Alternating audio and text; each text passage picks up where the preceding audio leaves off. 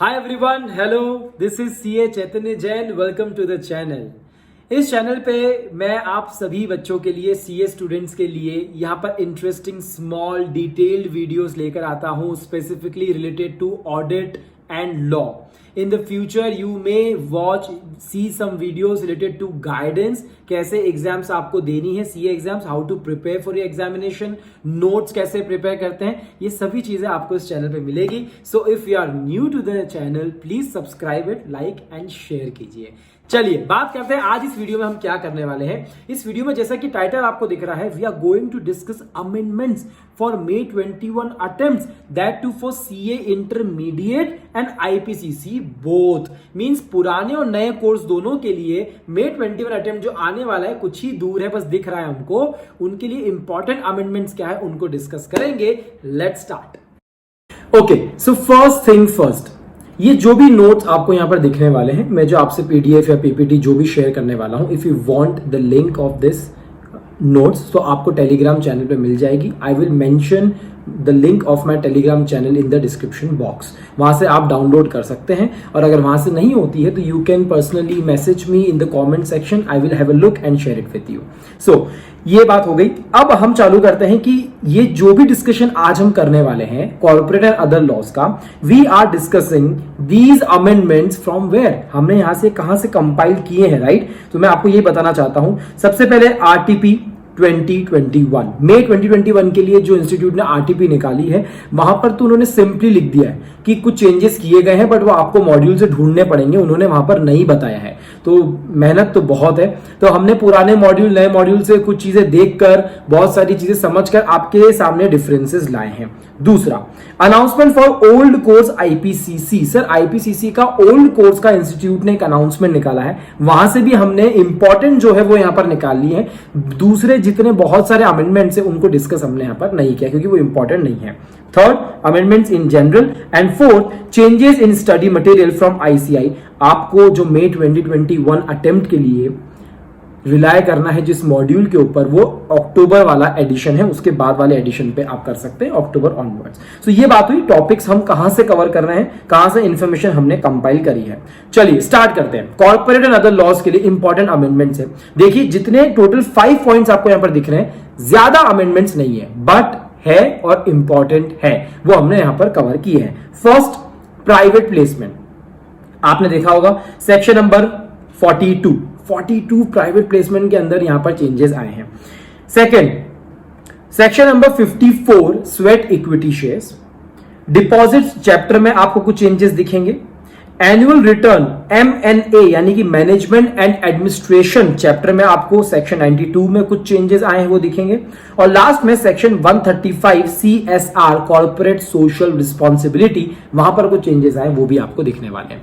So total इतने कुछ 5 changes हैं जो हमने यहां पर कवर किए हैं. मैं यहां पर डिटेलिंग बहुत ज्यादा नहीं करूंगा, आपको थोड़ा सा बैकग्राउंड समझा दूंगा कि वो सेक्शन क्या बोलता है और अमेंडमेंट कहां पर आया है वो आपको बता दूंगा. मेजॉरिटी जितने भी यहां पर अमेंडमेंट्स आए हैं वो सब रूल्स के अंदर आए हैं, ठीक है, क्योंकि जो नया अमेंडमेंट एक्ट है वो आपको नवंबर से अप्लाई किया जाएगा, नवंबर से, ठीक है. नवंबर 21 अटेम्प्ट में काफी अमेंडमेंट्स आएंगे, मई में अमेंडमेंट्स थोड़े कम हैं, ठीक है. So now understand this thing. November attempt के लिए अगर मैं यहां पर बात करूं तो नवंबर 21 अटेम्प्ट के लिए कोई भी अमेंडमेंट्स यहां पर मैं शेयर नहीं करूंगा, ठीक है. No amendments will be covered in this video, only specifically May 21. And why so? अगर मैं चाहूं तो भी मैं ये कवर नहीं कर सकता हूं. अप्रैल तक, मतलब कि 30 अप्रैल तक अमेंडमेंट्स आते जाएंगे.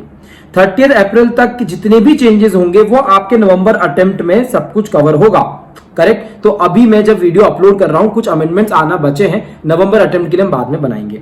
May 21 अटेम्प्ट के लिए जितने भी चेंजेस आए हैं, जितने भी अनाउंसमेंट्स हुई है फ्रॉम 1 May 2020 टू अक्टूबर 2020, वो सब आपके अटेम्प्ट में यहां पर कवर किए जा रहे हैं. वही हमने कवर किया, इसलिए मैंने बोला स्टडी मटेरियल अक्टूबर 20 एडिशन आपके काम का है, ठीक है. चलिए ये बात मुझे बीच में आपको बतानी थी. अभी हम देखते हैं प्राइवेट प्लेसमेंट की हम बात कर रहे थे. प्राइवेट प्लेसमेंट, सर क्या कोई भी कंपनी प्राइवेट तरीके से मार्केट से पैसा ले सकती है क्या? सर मार्केट से मतलब एक पब्लिक कंपनी एक प्राइवेट कंपनी है. हमने इस चैप्टर में अच्छे से पढ़ा है, public company can go for public issue yes. Can do a private placement also, yes. Right and bonus, चारों तरीके हैं। बट एक प्राइवेट कंपनी के पास में पब्लिक इश्यू का तरीका नहीं होता है, बिकॉज वो प्रोहिबिटेड है, पब्लिक से पैसा वो नहीं ले सकती है। सो प्राइवेट प्लेसमेंट का ये बहुत ही शानदार सेक्शन था, सेक्शन नंबर 42। उसमें बहुत सारी कंडीशंस थी, बहुत सारी कंडीशंस थी। मैं सब कुछ तो आपको नहीं बताऊंगा। जैसे आप maximum 200 number of members, mean sir कितने लोगों से मैं पैसा ले सकता हूं, very limited, very limited. Definition क्या होगी इसकी? सर हर एक प्राइवेट कंपनी ऑफर कर सकती है, इनवाइट कर सकती है सब्सक्राइब करने के लिए to selected group of persons. वो सिलेक्टेड ग्रुप ऑफ पर्सन कितने होने चाहिए सर? वो होने चाहिए 200। 50 की लिमिट क्या है सर? 50 बोलता है सेक्शन, रूल बोलता है 200। 200 भी है पर सिक्योरिटी पर ईयर, और उसके अंदर हम काउंट नहीं करते हैं QIBs एंड ESOPs। ओके, इस तरीके की बातें यहां पर कुछ कंडीशंस दी गई है, वो हमने यहां पर डिस्कस करी है। अब यहां पर अमेंडमेंट कहां पर आया हमको वो समझना है। उससे पहले मुझे आपको एक चीज बतानी है, अलॉटमेंट आपको कब करना होता है, ये इंपॉर्टेंट है। यहां से क्वेश्चन आता है, देख लीजिए, अमेंडमेंट के साथ में मैं कवर कर रहा हूं। जितना भी आपने पैसा लिया है, अलॉटमेंट 60 डेज के अंदर आप कर देना, जब से आपके पास में पैसा आया है। नहीं किया है, नेक्स्ट 15 डेज में रिफंड कर देना। और 15 डेज में अगर आप रिफंड नहीं कर पाए हैं तो 12% का इंटरेस्ट लगेगा, जो 61st डे से कंपनी को देना पड़ेगा सभी शेयर होल्डर्स को जिनका उन्होंने अलॉटमेंट टाइम पर नहीं किया है। ठीक है। एडवर्टाइजमेंट अलाउड नहीं है, कोई पुराना ऑफर पेंडिंग नहीं होना चाहिए। ठीक है, ये छोटे छोटे कुछ कुछ कंडीशंस थे। ये सेक्शन बोलता था, इसके अंदर रूल नंबर 14 बोलता था कि आपको OR पास करना है कि SR पास करना है। Okay, so very important discussion, इसको डिस्कस कर लेते हैं हम। OR एंड SR, सर ये बड़ी मुश्किल है सर, बड़ी मुश्किल है सर। तो प्राइवेट प्लेसमेंट के लिए सर हमेशा SR की जरूरत पड़ेगी।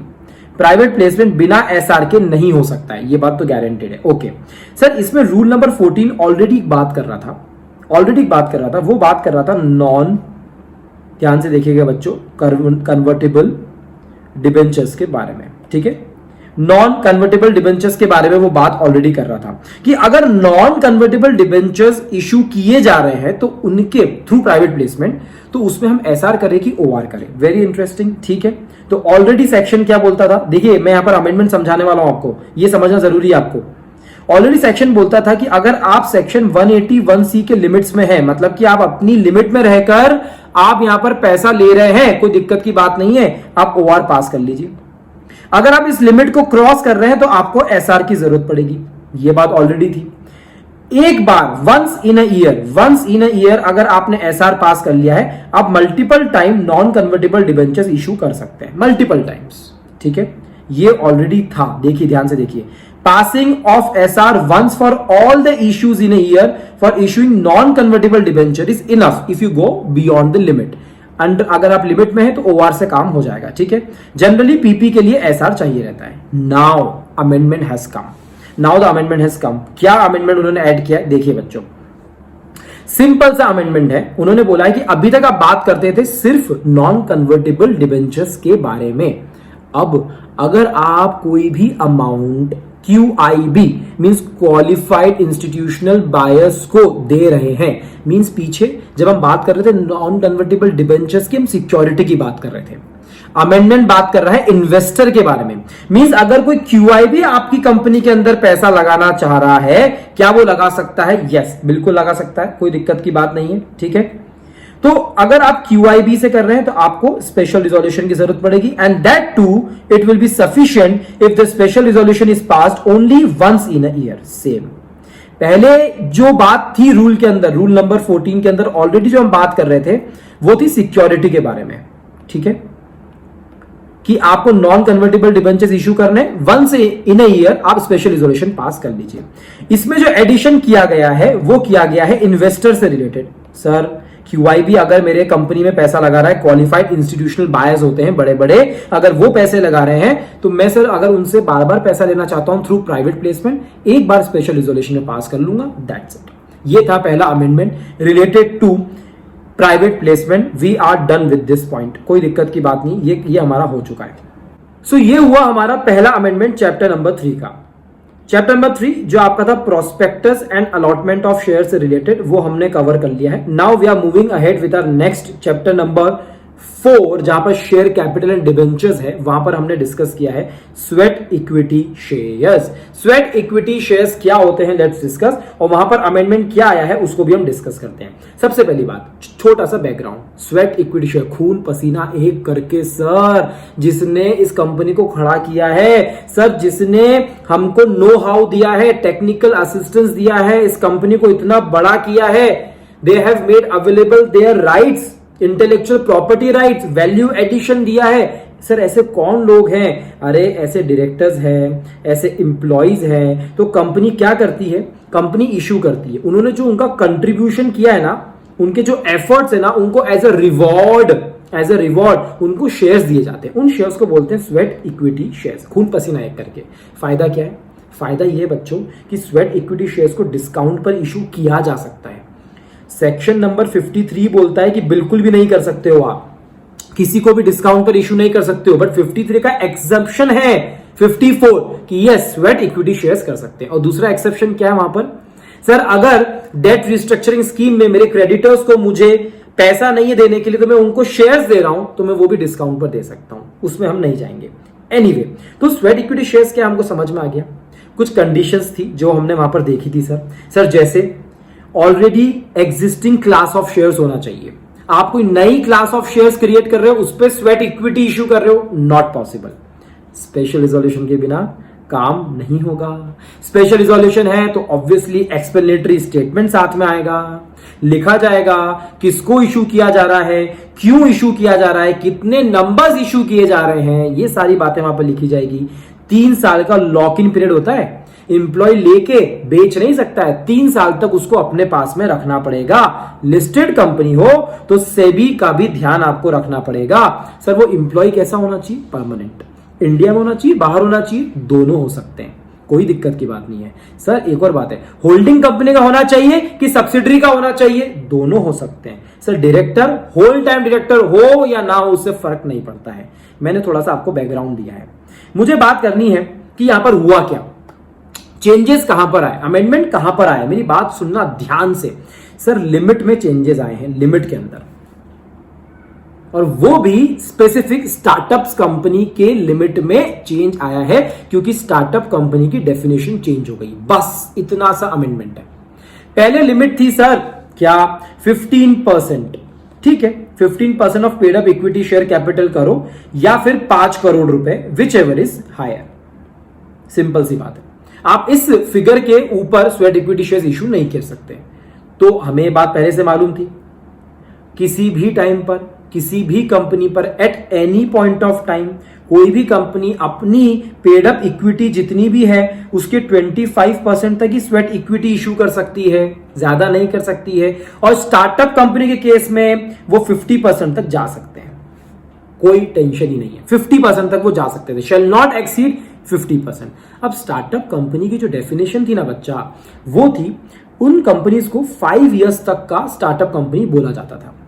Any company which is a new company, India में बहुत बिजनेस हो रहा है, नए स्टार्टअप्स आ रहे हैं, उनको बहुत पैसे की जरूरत पड़ती है, उनको लेना पड़ता है, ठीक है, तो 5 साल तक स्टार्टअप कंपनी बोला जाता था। अब उनको बोला गया है 10 साल, बस इतना सा अमेंडमेंट है। पूरे स्वेट इक्विटी शेयर में 15% एज इट इज है, 25% एज इट इज है, बट अब आपको उसमें ऐड करना है स्टार्टअप के लिए जो 50% था वो भी एज इट इज है, 5 साल के लिए नहीं, अब वो 10 साल के लिए 50% तक वो स्वेट इक्विटी शेयर्स इशू कर सकता है। मींस अगर हम एडिशन बोले या हम बोले अमेंडमेंट क्या है, तो चेंज हुआ है period for startup companies that has become 10 years now.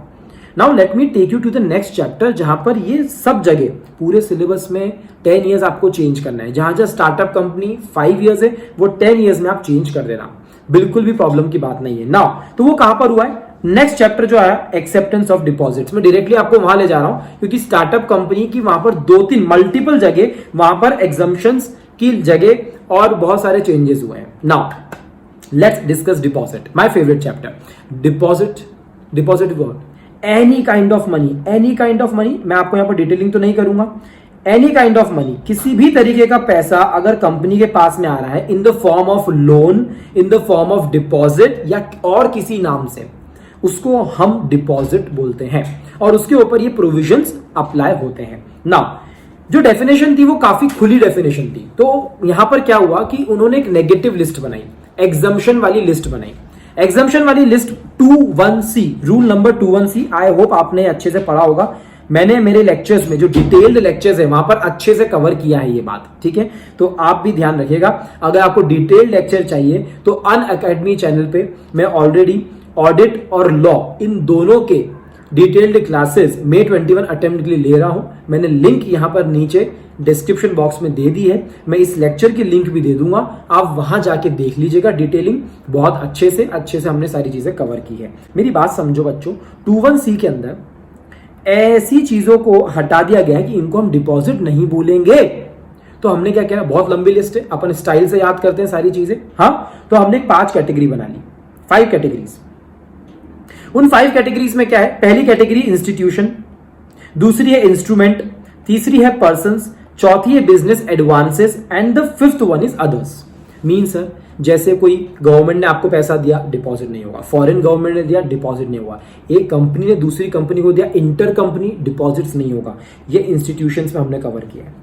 Bank से पैसा लिया सर, ऐसे इंस्ट्रूमेंट का नया एक लॉट बनाया हमने, ठीक है, जहां पर सीसीडीज, एनसीडीज, इनका डिस्कशन किया है। मुझे डिटेलिंग यहां पर नहीं करनी है, आप लोगों के लिए यहां पर रखा है जिससे आपका रिवीजन भी हो जाए। सर, अगर एक एम्प्लॉय पैसा ले रहा है, एनुअल सैलरी तक ले सकता है, डिपॉजिट की डेफिनेशन में नहीं आएगा। ये सारी बातें ठीक है। सर, प्रमोटर, कभी कभी बैंक्स का स्टिपुलेशन होता है कि आपको कंपनी के अंदर इतना पैसा लगाना पड़ेगा, ऐसा प्रमोटर, तो उसको वो पैसा लगाना पड़ता है। तो उसका मतलब ये नहीं है कि कंपनी ने वो डिपॉजिट लिया है, एक तरीके से पैसा लिया जो प्रमोटर से, एग्जम्प्ट है, डिपॉजिट नहीं है। अब मुझे बात करनी किसकी, स्टार्टअप कंपनी की। स्टार्टअप कंपनीज को भी यहां पर एक्सक्लूड किया गया था, जरा देख लो तुम लोग। स्टार्टअप कंपनीज को बोला गया कि अगर आप 25 लाख से ज्यादा पैसा लेते हो, 25 लाख से ज्यादा पैसा लेते हो in the form of convertible notes. ये क्या होता है आपको बता देता हूं। स्टार्टअप कंपनीज को बहुत पैसे की जरूरत होती है, उनके पास में इतने फंड्स होते नहीं है। Now I am telling you कि प्लीज मुझे पैसे दीजिए, मैं स्टार्टअप हूं, मैंने आपको पैसा दिया, मैंने आपको बोला कि यार मैं आपको पैसा नहीं दे पाऊंगा, फ्यूचर में एक काम करना, आप इक्विटी ले लेना मेरी कंपनी के अंदर, कन्वर्टेबल नोट हुआ वो। तो अगर कोई स्टार्टअप कंपनी 25 लाख से ज्यादा पैसा ले रही है in a single shot, in a single transaction, जो कन्वर्टेबल है या रीपेएबल है इन पहले था 5 इयर्स, अब हो गया 10 इयर्स, बस दैट्स इट। सो ये 5 इयर्स 10 इयर्स हो तो गया, मींस स्टार्टअप कंपनीज के लिए और इजीनेस कर दी उन्होंने कि अगर आपको पैसा लेना है सिंगल ट्रांजैक्शन में किसी से और ज्यादा बड़ा अमाउंट चाहिए एज एन इन्वेस्टमेंट, 25 लाख के ऊपर सिंगल ट्रांजैक्शन में ले रहे हो, रीपेएबल है 10 साल के अंदर, क्योंकि आपकी कंपनी 10 साल की ना, आप 10 साल तक स्टार्टअप रहोगे, उससे ज्यादा स्टार्टअप नहीं रह सकते हो। पहले 5 साल था, हम उसको डिपॉजिट नहीं बोलेंगे, इट्स ओके, आपको पैसे की जरूरत है ना, गुड, ठीक है। सो पहला डिपॉजिट के अंदर, डिपॉजिट चैप्टर के अंदर 2-3 आएंगे। सो फर्स्ट स्टार्टअप कंपनी जहां पर मेंशन किया गया था वो एग्जम्पशन लिस्ट में था, यह आपका फर्स्ट कैटेगरी मैंने कंप्लीट कर दी है, ठीक है। चलो नेक्स्ट कैटेगरी है गाइस लिमिट की, कितना डिपॉजिट ले सकते हैं। आप पढ़ाओगे क्या सर पूरा? नो सर, पब्लिक कंपनी है अगर तो 35% का सर यहां पर बैरिकेड लगा हुआ है, इससे ऊपर नहीं जा सकते। सर अगर प्राइवेट कंपनी तो वो 100% तक जा सकती है, कोई प्रॉब्लम नहीं है। ये सब लिमिट कैसे कैलकुलेट करते हैं हम? Of paid up share capital, free reserve, security premium. Sir अगर पब्लिक में हम गवर्नमेंट कंपनी है तो 35% कैसे भी चूज करो, 35% में जितना मेंबर से लेना हो मेंबर से लो, जितना नॉन मेंबर यानी कि पब्लिक से लेना है उससे जितना लेना हो लो, जो प्रपोर्शन सेट करना है करो। सर अगर हम गवर्नमेंट कंपनी नहीं है तो मेंबर से आपको 10% ही ले सकते हो और नॉन मेंबर से 25% ही ले सकते हो। मुझे ये डिस्कस नहीं करना है, मुझे आपसे डिस्कस करना है इस स्टार के बारे में। गच्चो, ये स्टार लगा ना, स्टार मतलब ये प्राइवेट कंपनी 100% के ऊपर भी जा सकती है क्या? मतलब कि कोई भी मैक्सिमम लिमिट प्राइवेट कंपनी को हो ही नहीं सकती अगर वो स्पेसिफिक प्राइवेट कंपनी है तो। और वो स्पेसिफिक प्राइवेट कंपनी कौन सी होती है? Means sir no limit for such startup and other private companies. Startup companies को अगेन एग्जम्प्ट किया गया कि आपके ऊपर कोई लिमिट नहीं है, आप आपके 100% के बियॉन्ड भी जाकर आप डिपॉजिट एक्सेप्ट कर सकते हो, कोई दिक्कत की बात नहीं है। तो अगेन वहां पर 5 इयर्स था, उसको 10 इयर्स कर दिया, that's it. Second change in the chapter deposit.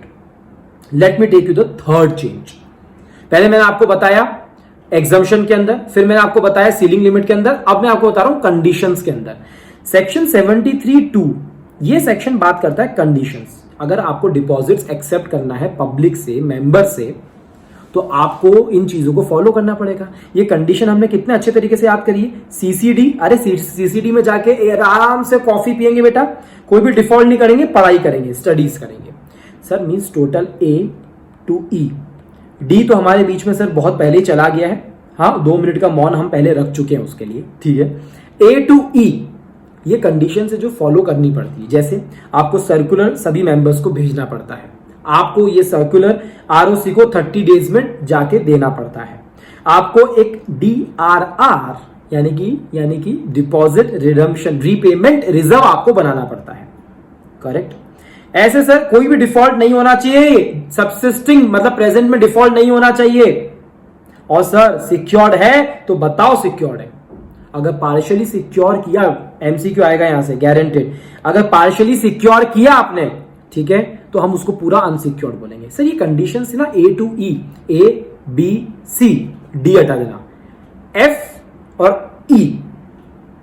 Sir ये टोटल जो 5 कंडीशंस थी, ये कंडीशंस भी किसी किसी को अप्लाई नहीं होती थी, और उनमें गेस व्हाट किसका नाम था? Private companies. कैसी प्राइवेट कंपनीज? जो स्टार्टअप है। ऐसी प्राइवेट कंपनीज जो अपनी मेंबर्स से 100% पैसा ही ले रहा है, बस लिमिट के ऊपर नहीं जा रहा है। आईएफएससी को नहीं होती थी, और ऐसी प्राइवेट कंपनी जो इन तीनों पॉइंट्स को फुलफिल करती थी उनको भी नहीं होती थी। तो सर अगेन स्टार्टअप कंपनी यहां पर है, बट आपने कुछ लिख रखा है यहां पर। सर हमारे मॉड्यूल में चेंज नहीं हुआ है, कोई बात नहीं बेटा, 5 ईयर्स से 10 ईयर्स नहीं किया गया ना, कोई बात नहीं। लॉजिकली अगर देखोगे ये भी आने वाले टाइम में चेंज हो जाएगा, यही बचा हुआ है। बट हम मान के चले इंस्टीट्यूट ऐसी गलती नहीं करेगा, वो आपसे ऐसे ही पूछेगा जहां पर आपको स्टार्टअप का 10 ईयर्स याद रखना है, तो आप इसको भी 10 ईयर्स अपने माइंड में बना के चलिए, ठीक है। 3 जगह हो गई। पहला मैंने आपको बताया कि एग्जम्पशन की लिस्ट में, आइए मैं आपको समराइज कर देता हूं। देखिए सबसे पहला मैंने अभी डिपॉजिट्स चैप्टर से रिलेटेड हम बात कर रहे हैं, ठीक है। अच्छा, डिपॉजिट में जो भी चेंजेस है पहले आप ध्यान रखिए, ये सिर्फ स्टार्टअप कंपनीज का ही चेंज है जो 5 to 10 ईयर्स हुआ है, करेक्ट, 5 to 10 ईयर्स, ठीक है। तो डिपॉजिट्स 2(1)(c) के अंदर जो एग्जम्पशन की लिमिट है, उस एग्जम्पशन की लिमिट में जब स्टार्टअप कंपनी आता है तो वहां पर हमको चेंज करना है, मतलब 25 लाख वाला सिंगल ट्रांजेक्शन वाला जो पूरा एक इंपॉर्टेंट पॉइंट था, वहां पर 10 ईयर्स कर देना है आपको, ठीक है। सर नेक्स्ट आपने क्या बोला? अरे सर सीलिंग लिमिट मत, सर 100% तक प्राइवेट कंपनी जा सकती है, बट ऐसी प्राइवेट कंपनीज जो स्टार्टअप है वो 100% तक भी जा सकती है, उसके ऊपर भी जा सकती है, कोई मैक्सिमम लिमिट नहीं है। तो वहां पर अगेन आप 10 ईयर्स कर देना। और सर लास्ट था कंडीशन के ऊपर। सर ये जो कंडीशंस दी गई ना सर आपके बहुत अच्छे सेक्शन 73(2) के अंदर, सर इसके अंदर ये condition A to E follow करने की जरूरत नहीं है। किसको? सर आईएफएससी को फॉलो करने की जरूरत नहीं है, सर स्टार्टअप कंपनीज को फॉलो करने की जरूरत नहीं है, कोई स्पेसिफिक प्राइवेट कंपनीज है उनको फॉलो करने की जरूरत नहीं है। तो सर यहां पर भी 10 ईयर्स बना लेंगे हम, ठीक है। सो ये हमारा डिपॉजिट भी कवर हो चुका है। जैसा कि आइए हम देखते हैं लिस्ट हमारी कहां तक पहुंच चुके हैं हम, ठीक है। हमारा ये हो गया done sweat equity and multiple changes in deposits, ये भी हमारा डन हो गया। आइए अब मुझे बताना है management and administration annual return. Guys annual return बहुत इंपॉर्टेंट यहां पर आने वाला है। Okay guys, section 71 is about debentures. ये आपको पता है, मुझे भी पता है। बस उस डिबेंचर्स को इशू करते हैं बहुत सारी कंडीशंस आती है। जैसे आपको डिबेंचर्स अगर इशू करना है तो आपको डिबेंचर रिडम्पशन रिजर्व बनाना पड़ेगा, करेक्ट। आप जो भी पैसा यहां पर आप डिबेंचर्स को इशू कर रहे हैं, करेक्ट। अब आपको जब भी उसको रिडीम करना है, रिडम्पशन के लिए यूज करना है, तो वो आप कैसे कर सकते हैं? तो सर हम आउट ऑफ प्रॉफिट्स जो डिविडेंड के लिए पैसा रखा हुआ है हम उसको यूज कर सकते हैं, और वो सिर्फ इसी के लिए यूज किया जाएगा कि फ्यूचर में जब रिडीम करना है वहां से पैसे निकाल के मैं दे दूंगा। सर उसके अलावा बहुत सारे छोटे छोटे पॉइंट्स है जो यहां पर कवर किए गए थे, ठीक है। जैसे उसमें 2 इंपॉर्टेंट चीजें थी जिन्हें बोलते हैं हम डिबेंचर रिडम्पशन रिजर्व, और उससे रिलेटेड इन्वेस्टमेंट्स जो कंपनी को करना पड़ता है। तो हमने कुछ बेसिक ग्राउंड रूल्स तो सीख लिए थे सर, जैसे AIFI यानी कि all India financial institutions, banks, PFIs, sir इनको ये सब करने की जरूरत नहीं है। DRR इन्वेस्टमेंट ये सब करने की जरूरत नहीं थी। हमको ही मालूम है सर। एनबीएफसी के केस में थोड़े से रूल्स एंड रेगुलेशन थे सर। दूसरी कंडीशन कैसे थी कि हमें सर रिजर्व किसके लिए बनाने हैं सर, जो कन्वर्टेबल पोर्शन नहीं है वो रिस्की है ना सर। जो कन्वर्ट हो जाएगा शेयर्स में उसमें रिस्क कम है, तो sir required only for the non convertible portion. ठीक है, ओके। तो इन्वेस्टमेंट के लिए एक परसेंटेज है 15%, रिजर्व्स के लिए एक परसेंटेज है 10%। मैं सब टेबल में बताने वाला हूं आपको, ठीक है। बट सर कौन सा अमाउंट बनाना है, कितना अमाउंट बनाना है, मैं आपको बताता हूं सर। नेक्स्ट ईयर में पूरे नेक्स्ट फाइनेंशियल ईयर में 31 मार्च तक जो भी डिबेंचर्स आपके मैच्योर हो रहे हैं उसका ये परसेंटेज होगा। लेट्स से आपके 100 करोड़ के डिबेंचर्स मैच्योर हो रहे हैं इन 1920, तो अगर आपको 18-19 में आपको यहां पर अगर रिजर्व क्रिएट करना है 10%, तो आप इस फिगर का करोगे। ठीक है सर। और सर कब तक करना है, 30 अप्रैल के पहले पहले करना है सर। ये सब बातें तो छोटी छोटी थी। अब बताइए अमेंडमेंट कहां पर आया। सुनो मेरी बात। सेक्शन 71 का सबसेक्शन नंबर 4 बोलता था कि आपको डीआरआर क्रिएट करना है out of profits of the company which is available for the payment of dividend. कोई दिक्कत की बात नहीं, रिजर्व हम क्रिएट कर लेंगे। उसमें रूल नंबर 18 था 7, उसके अंदर सब रूल 7 वो बात करता था कि company shall comply with all the requirements. जो भी डीआरआर की इन्वेस्टमेंट की रिक्वायरमेंट्स है वो उसको कंप्लाई करनी पड़ेगी। ठीक है, 31 मार्च नेक्स्ट ईयर तक का जो भी अमाउंट है उसका एक परसेंटेज उसको रिजर्व इन्वेस्टमेंट करना पड़ेगा। बाकी और भी कंडीशंस थी, उसके अंदर कुछ चेंजेस आए हैं। पहले ये रूल पूरा बात करता है डीआरआर के बारे में, और जैसे ही ये क्लॉज बी के अंदर सब रूल नंबर 5 के अंदर आता है, ये बात करता है इन्वेस्टमेंट के बारे में। आई नो आपको ये सब चीजें याद नहीं रहेगी, कोई बात नहीं है, हमको मेन पॉइंट याद रखना है। ठीक है, बोलने की बात कितनी है, हम सेक्शन 71 के अंदर है, हम रूल नंबर 18 के अंदर है। दैट्स इट, आपको ध्यान रखना है जहां चेंजेस हुए हैं। ठीक है, चेंजेस क्या हुए हैं मैं आपको बताने वाला हूं। आ जाओ सर, सिंपल सी अगर हम बात बोले तो एक बाइफिकेशन होता है लिस्टेड कंपनी का, एक बाइफिकेशन होता है, दूसरा पार्ट होता है अनलिस्टेड कंपनी का। ठीक है, आपको बस ये याद रखो किसको कितना परसेंटेज मेंटेन करना है। ये बात तो आप पढ़ के आ चुके हो कि ऑल इंडिया फाइनेंशियल इंस्टीट्यूशन है, पीएफआई है और बैंक है। इनको कोई टेंशन की बात नहीं है, इनको कुछ भी नहीं करना है, इनको ना रिजर्व्स करना है ना इनको इन्वेस्टमेंट करना है। सो चलिए, अब लिस्टेड कंपनी के केस में अगर हम बात करें तो लिस्टेड कंपनी कितने तरीके के पैसे ले सकती है सर, हमको मालूम है सर। वो पब्लिक इशू भी कर सकती है, करेक्ट, और सर वो प्राइवेट प्लेसमेंट भी कर सकती है। बट सर अगर हम अनलिस्टेड की बात करें तो अनलिस्टेड में तो ऐसा बाइफिकेशन कोई भी नहीं है। अनलिस्टेड तो सर पब्लिक इशू कैसे कर पाएगी, वो जो भी करेगी वो प्राइवेट प्लेसमेंट के थ्रू ही करेगी, ये बात अज्यूम्ड है, हमको मालूम है। ठीक है, पब्लिक इशू के केस में अब 2 बाइफिकेशन होंगे, एक होगा NBFC housing finance company and other listed companies. ठीक है सर, सर वैसा ही बाइफिकेशन यहां पर भी चलेगा, NBFC housing finance company and other unlisted companies.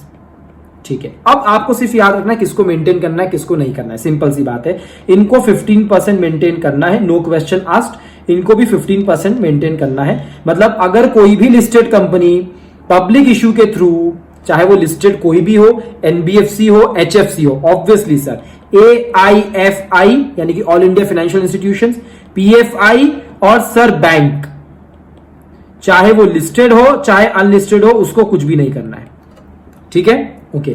सो इन दोनों को करना पड़ेगा पब्लिक इशू के केस में। Private placement not required now, पहले था अब नहीं है, अब जरूरत नहीं बेटा। आइटम ए आइटम बी ऐसे पढ़ोगे ना तो आपको अमेंडमेंट में दिखेगा, तो आइटम ए बेटा ये था, पहले आइटम बी भी था, अब वो नहीं है। ओके सर, इस वाले केस में अगर आप अनलिस्टेड कंपनी हो और आप एनबीएफसी एचएफसी हो, आपको जरूरत नहीं है। अगर आप दूसरी कोई अनलिस्टेड कंपनी हो तो आपको 15% मेंटेन करना पड़ेगा, एज सिंपल एज दैट। ठीक है, ये मैंने आपको पूरा एक चार्ट बना के दिखाया है, आप इसको बिल्कुल नोट डाउन कर लीजिए। इसको एक दूसरे तरीके से और समझते हैं हम। आइए चलिए, दूसरा तरीका क्या है, थोड़ा टेबुलर स्टाइल में हम इसको समझ सकते हैं। जैसे मैं काम करता हूं यहां पर मैं डीआरआर भी लिख देता हूं। ठीक है, ये आपको दिखेगा नहीं, डीआरआर। ठीक है, और यहां पर कर देते हैं हम डीआरआई यानी कि इन्वेस्टमेंट की बात कर लेते हैं। ठीक है, चलिए सबसे पहले बात करें लिस्टेड कंपनी के केस में। लिस्टेड कंपनी के केस में सर एआईएफआई, पीएफआई और बैंक सब कुछ आएगा सर, नील एंड नील, कोई दिक्कत की बात नहीं है, इनको कुछ भी नहीं बनाना है। ठीक है, अब सर अगर हम बात करें अगर हम बात करें दूसरी अदर लिस्टेड कंपनीज की बात करें सर, हाँ, तो अदर लिस्टेड में पहले आता है सर एनबीएफसी। क्या आता है? पहले एनबीएफसी और एचएफसी आता है, करेक्ट। और फिर आता है उसमें भी अदर लिस्टेड कंपनीज। अरे वाह, वेरी गुड वेरी गुड। तो सर इनको तो ये सब करने की कुछ भी जरूरत नहीं है, कुछ भी जरूरत नहीं है सर, मतलब कि डीआरआर बनाने की भी जरूरत नहीं है सर। बस इनको अगर हम बात करें NBFC, HFC, other listed companies, इन दोनों को बनाने की जरूरत है सर। वो भी हम किसकी बात कर रहे हैं? अगर ये पब्लिक इश्यू से करती है तो। अगर प्राइवेट प्लेसमेंट से कोई भी करे उसको कुछ भी करने की जरूरत नहीं है। आई होप आपको अब ये अच्छी क्लैरिटी के साथ में समझ में आ गया होगा। चलिए सर, यहां पर अगर आप अनलिस्टेड कंपनी का टैब चालू करेंगे तो अगेन अनलिस्टेड में एआईएफआई, पीएफआई बैंक, कुछ भी जरूरत नहीं है। अनलिस्टेड कंपनी में सर प्राइवेट प्लेसमेंट ही होता है, तो वहां पर हम देख क्या है, क्या ये देखो ना, पीछे देखा था ना, ये देखो ओनली अदर अनलिस्टेड कंपनी, सिर्फ उन्हीं को बनाना है, ठीक है, अदर अनलिस्टेड कंपनीज। ठीक है सर, इनको कितना बनाना है सर? इनको बनाना है सर 15%। इनको डीआरआर भी मेंटेन करना है 10%। मुझे आपको मेन बात ये बतानी थी। सो आई होप आपको ये अमेंडमेंट यहां पर आप समझ में आ गया होगा। ये पूरा अमेंडमेंट था सेक्शन 71 से रिलेटेड, डीआरआर और इन्वेस्टमेंट से रिलेटेड। इन्वेस्टमेंट में चेंज आया था, उसका हमने चार्ट बना दिया है, ठीक है। ये पूरी टेबल आप ध्यान रख लीजिएगा, आपको अच्छे से सब कुछ चीजें समझ में आ जाएगी। अब हम बात कर रहे हैं हमारा last section 92। Section 92 annual return. ठीक है भैया, एनुअल रिटर्न ये आता है आपके चैप्टर MNA के अंदर, यानी कि मैनेजमेंट एंड एडमिनिस्ट्रेशन के अंदर ये बात कवर की जाती है, ठीक है। उसमें हमको मालूम है कि एमजीटी फॉर्म्स को सबमिट करना पड़ता है 7, जो आपका एनुअल रिटर्न फॉर्म होता है वो आपको आरओसी को सबमिट करना पड़ता है। उसके साथ में आता है 8, उसमें सर हमको याद है सर्टिफिकेशन करना पड़ता है, एनुअल रिपोर्ट का सर्टिफाई करता है कंपनी सेक्रेटरी, बाहर वाला जिसने साइन की थी वही वाला नहीं, बाहर वाला कंपनी सेक्रेटरी इन प्रैक्टिस वो साइन करता है, और वो हम एमजीटी 8 के अंदर आरओसी को भेजते हैं। अब आइए सुनिए, एमजीटी 9 वो बोलता है कि आपको यहां पर एक्सट्रैक्ट यानी कि पूरा का पूरा एनुअल रिटर्न नहीं, उसके इंपॉर्टेंट एक्सट्रैक्ट वो आप बोर्ड रिपोर्ट में भेजिए, ऐसा सेक्शन 92 बोलता था, ठीक है। अब उसकी जरूरत नहीं है। सर ऐसा क्यों हो गया? मैं आपको बताता हूं क्यों हो गया बच्चों। क्योंकि हम ना अमेंडमेंट जो है ना बेटा, ये 92 है ना, इसको सेक्शन 134 के साथ में कंबाइंड रीडिंग करनी पड़ेगी जो बोर्ड रिपोर्ट का है। सिंपल सी बात है। अरे 92 ने तो बोल दिया कि आपको एक्सट्रैक्ट देना है, बट बोर्ड रिपोर्ट में जब हम कंटेंट पढ़ने गए सेक्शन 134 के अंदर, तो उसने बोल दिया कि आप वेबसाइट की लिंक दे दीजिए, काफी होगा। कहां बोर्ड रिपोर्ट को इतना लंबा करेंगे, वेबसाइट की छोटी सी लिंक दे दीजिए, वहां पर जाके सब देख लेंगे आपका एनुअल रिटर्न क्या है। अब मेरी बात समझो, सेक्शन 134 पूरा तो पढ़ा नहीं पाऊंगा बेटा, डिटेल्ड में बहुत अच्छे से पढ़ा है अनअकैडमी के ऊपर हमने, मेरे यूट्यूब पे वीडियोस आपको ऑलरेडी मिल जाएंगे, ई कीड़ा चैनल पे, मैं वहां भी आपको लिंक देता हूं, आप वो देख लीजिएगा, आपको लिंक दिख जाएगी, ठीक है। वहां पर हमने सेक्शन का क्लब बनाया, इंटरेस्टिंग ना, स्टोरी बना के डायरेक्टर का क्लब बनाया, अफेयर की एक स्टोरी बनाई, एक सिंगल पॉइंट बनाया, मैं अभी नहीं पढ़ा सकता, जो भी है मेन बात ये है, वेबसाइट की लिंक दे दो, काम हो जाएगा। 134 बोल रहा था, 92 बोल रहा था एक्सट्रैक्ट दो, तो अमेंडमेंट क्या हुआ? अमेंडमेंट ये हुआ कि इसको भी यहां से हटा दिया और यहां पर लिख दिया वेबसाइट की लिंक दे देना। बट सर एक और बात है, रूल नंबर 12 सर साथ में चल रहा है यहां पर सेक्शन 92 में, वो बोल रहा है ऐसी कंपनी का क्या होगा जिसकी वेबसाइट नहीं है, उनको बोला कि भैया आपको तो MGT 9 देना पड़ेगा, सिंपल सी बात है, ठीक है। ये हो गया आपका अगला अमेंडमेंट। अब आता है लास्ट अमेंडमेंट बेटा, सेक्शन 135। बड़ा चिंदी अमेंडमेंट है बट इंपॉर्टेंट अमेंडमेंट है, बहुत लॉजिकल है बेटा। CSR कॉर्पोरेट सोशल रिस्पॉन्सिबिलिटी आपको करनी है कि नहीं करनी है? उन्होंने बोला 135 में जो कंपनीज के ऊपर अप्लाई होता है वो स्लैब रेट है। सेक्शन 139 135 बोल रहा था ऐसी एक्टिविटीज कभी भी CSR नहीं होगी, जैसे रहो हिंदुस्तान में, करो बाहर वालों का काम। Not possible. अपने एम्प्लॉइज के लिए, आप उनकी फैमिली के बेनिफिट के लिए सिर्फ काम करोगे, CSR बोलोगे? Not possible. पॉलिटिकल पार्टी के लिए करोगे, CSR नहीं होगा। सर नॉर्मली और ऑर्डिनरी कोर्स ऑफ बिजनेस में काम करोगे, पेंसिल सर 10,000 रुपए की है, एक काम करो 9,500, 500 रुपए का CSR में डालोगे क्या? Not possible. इसमें एडिशन हुआ है बेटा, कोविड आ गया ना बेटा, कोविड आ गया, गवर्नमेंट ने क्या बोला, कोई भी कंपनी अगर है जो वैक्सीन बना रही है, मेडिकल डिवाइसेस बना रही है, ड्रग्स बना रही है वैक्सीन से रिलेटेड, ओनली टू कोविड 19, उन लोग को ना सीएसआर का जो भी उनका आरएनडी का एक्सपेंस है, जो भी वो सीएसआर में वो ले सकती। पहले जो किया है वो नहीं, कोविड-19 के बाद में। अब जो वो वैक्सीन क्रिएट करने के लिए जो आरएनडी कर रहे हैं ना, वो आपका सीएसआर हो जाएगा। कंडीशन क्या है भैया, आपको ना गवर्नमेंट के अच्छे अच्छे इंस्टीट्यूट्स के साथ में जुड़ना पड़ेगा, जैसे आईआईटीएंस है, ठीक है, आईआईटीज है, ठीक है, और उसके साथ में क्या आईसीएमआर है, सीएसआईआर है, इन सब के साथ में आपको जुड़ना पड़ेगा। आप उनके साथ में काम करो और अपने एनुअल रिटर्न में इस बात को डिस्क्लोज करो, सिंपल सी बात है। तो एक तो अमेंडमेंट ये आया है, ठीक है। उसी में सीएसआर में शेड्यूल नंबर 7 ये बात करता है अलाउड एरियाज या एक्टिविटीज जिसके ऊपर अगर आप खर्चा करोगे ना तो वो सीएसआर में काउंट होता है। शेड्यूल नंबर 7 उसमें बहुत सारी चीजें थी, जैसे हंगर के लिए, स्वच्छ भारत के लिए, एजुकेशन के लिए, जेंडर की इक्वालिटी के लिए, गंगा क्लीन फंड के लिए, नेशनल हेरिटेज के लिए, ऐसा ऐसा सारे बहुत सारे पॉइंट। सो उसके अंदर ना 2 पॉइंट थे। पहला पॉइंट था वॉर विडोज और उन पे डिपेंडेंट लोग, यानी कि हमारे सोल्जर्स जो शहीद हो चुके हैं, उनकी फैमिलीज और उनके लिए जो भी आप काम कर रहे हो सीएसआर में काउंट करेंगे, ठीक है। उसमें क्या ऐड करा है उन्होंने, कुछ वर्ड्स ऐड कर दिए। उन्होंने वर्ड ऐड करे हैं after war widows and the dependents, उन्होंने सेंट्रल आर्म्ड पुलिस फोर्सेस, यानी कि हमारी पुलिस फोर्स, आपसे सोल्जर्स की बातें कर रहे हो तो सीएपीएफ और मिलिट्री वाले यानी कि सीपीएमएफ के वेटरन्स जितने भी हैं और उनके डिपेंडेंट्स है, जो विडोज है, उनके ऊपर भी अगर आप खर्चा करोगे तो वो सीएसआर होगी। इसके अलावा सर जैसा आप देखते आ रहे हैं रिसर्च एंड डेवलपमेंट पे बात हो रही है, कोविड-19 की आपने बताई थी। ऐसे सर कुछ इंक्यूबेटर्स होते हैं, इंक्यूबेटर्स मतलब सर ऐसे लोग होते हैं जो स्टार्टअप कंपनीज को इंफ्रा प्रोवाइड करते हैं। सर अब मेरी बात समझो, अगर आप इंक्यूबेटर्स को पैसा दे रहे हो जो स्टार्टअप्स को हेल्प कर रहा है, तो कंडीशन क्या थी, आईआईटीज, आईसीएमआर, सीएसआर से रिलेटेड होना चाहिए, सेंट्रल गवर्नमेंट और स्टेट गवर्नमेंट या पीएसयू से फंडेड होना चाहिए। तो सर अगर वो लोग भी अब आरएनडी का काम कर रहे हैं ना, आरएनडी का काम इन दोनों चीजों के अंदर, किन दोनों चीजों के अंदर बेटा, इन दोनों चीजों के अंदर, ठीक है, तो हम उनको बिल्कुल सीएसआर में काउंट करने देंगे, कोई दिक्कत की बात नहीं है। और ये जो इंस्टीट्यूट की लिस्ट है आईआईटी वाली, आईसीएमआर वाली, उसमें आयुष जैसे बहुत सारी अलग अलग इंस्टीट्यूट्स को ऐड कर दिया गया है। सिर्फ ये छोटा सा अमेंडमेंट है। तो यहां पर हमारे सारे अमेंडमेंट्स कंप्लीट होते हैं बच्चों। जितने भी अमेंडमेंट्स मैंने आपको बताए थे वो हमने यहां पर कवर कर लिए हैं। देखिए सेक्शन 42 सबसे पहले मैंने आपको बोला था, सेक्शन 42 हमारा यहां पर डन हो चुका है, ठीक है, जो हमने प्राइवेट प्लेसमेंट के बारे में बात करी। फिर 54 में स्वेट इक्विटी शेयर्स की हमने बात करी। डिपॉजिट्स में हमने मल्टीपल चेंजेस देखे, सारे स्टार्टअप्स वाले थे, 5 to 10 ईयर्स वाले, ठीक है।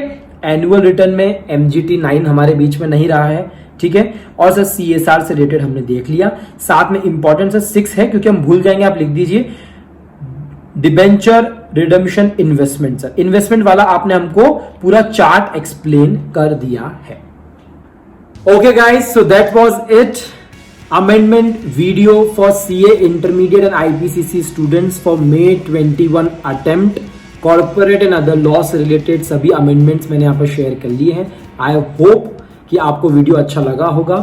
नोट्स की जो लिंक है, ये जो आपको नोट्स मैंने यहां पर दिखाए, वो आपको डिस्क्रिप्शन बॉक्स में मिल जाएगी, वहां से आप डाउनलोड कर सकते हैं। टेलीग्राम चैनल को आप ज्वाइन कर लीजिएगा।